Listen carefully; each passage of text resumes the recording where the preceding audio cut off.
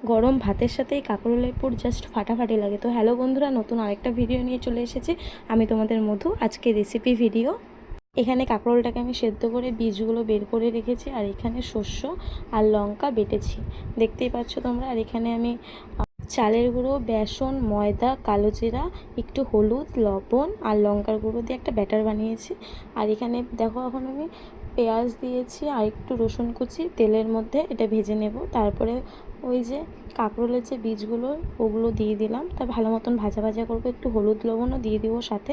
তো ভাজা ভাজা করে আমি সর্ষে বাটাটা আর কি দিব, একটু জলের সাথে মিক্স করে দিব, নয়তো তিতা হয়ে যাবে।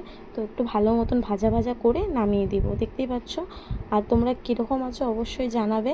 আশা করি ভালো আছে সবাই, আমিও খুব ভালো আছি। এই দেখো কীরকম লাগছে জিনিসটা, এতটা খেতে টেস্টি না। তো এখন আমি সবগুলো ভরে নিলাম, মানে কাঁকরোলের মধ্যে, দেখতেই পাচ্ছ এইভাবে করে। তো এখন আমি এইটাকে ব্যাটারে চুবিয়ে চুবিয়ে ভাজবো।